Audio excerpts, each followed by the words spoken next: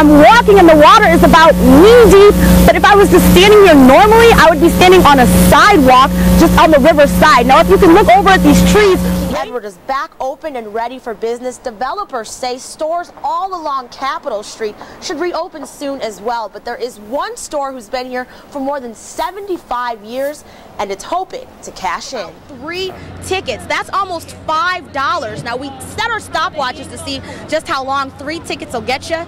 2 minutes. This is not just an eyesore. It smells as bad as it looks, and we called the number printed here. They tell us it's not up to them. It's the apartment complex that's accountable.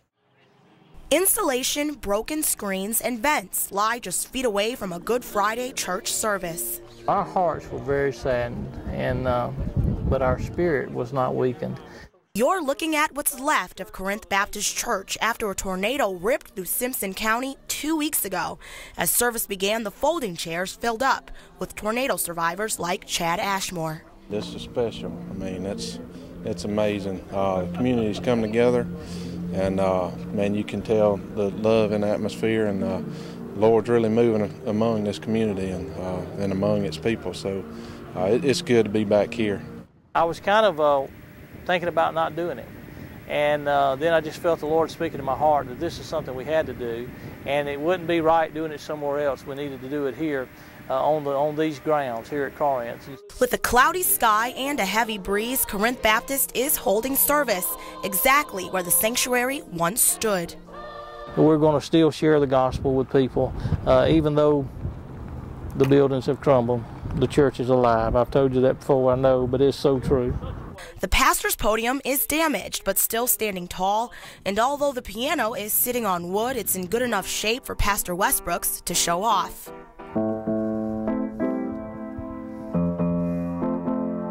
And it will serve as a reminder for years to come. To remind us of what we've gone through and what it's going to take to get there, this will be something that we could, I think, use to remember that by every time we walk by. We're here to serve our country, we're here to serve our troops, and serve you guys back home. Hailing from Brandon, Mississippi, Captain Shanquinetta Anderson spends her days here at Camp Taji.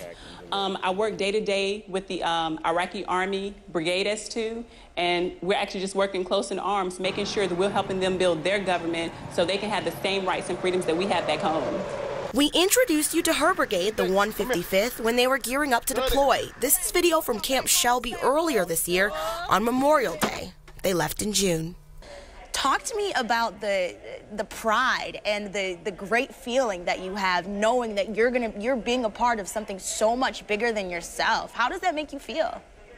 It makes me feel that I'm doing exactly what I was born to do, which is actually give other people freedoms and everything that we have back home. It's something that I know my mom and my grandparents, it's something they can be proud of, that they know their daughter is actually helping another country out and have the same exact freedoms that my parents have, that if I have children, my children would have and my grandchildren would have.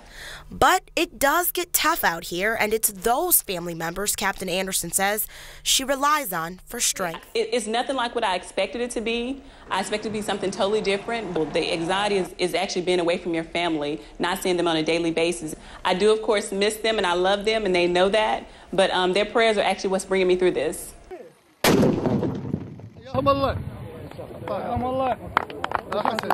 6 months down, 6 more to go.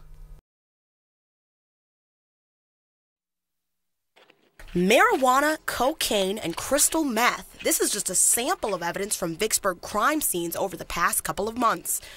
And the department has these 2 officers to thank for it. They can sense things 1,000 times more than what we can. They're very valuable dogs. Where places that we cannot even think about looking, the K9 puts us on a track or puts us in the general area where we need. What's that?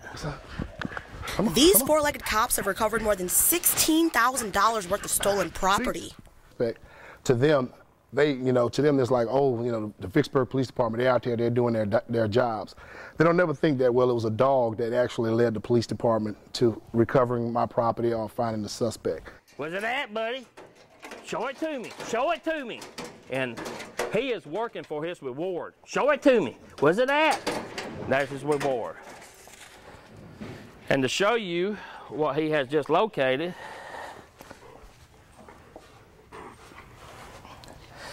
He has located a large bag that is filled with marijuana. Check out the way Exxon sniffs out explosives under the boxes, under this rug, and even hidden in a four-wheeler. He was added to the team because the city started seeing more bomb threats. Got some TNT in this forklift. I'm going to take Exxon and let him find it for you. Okay? Exxon, seats. Shoot him. Let's go. Find it. Where's that? We wanted to see just how good of a tracker dog Exxon really is, so Officer Reed and I are two suspected shoplifters who are going to go run and hide from the dog. Let's see how he does. Exxon was immediately on our trail, and in less than 5 minutes...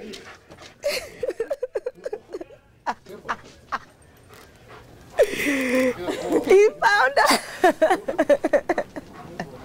There you have it. He found us.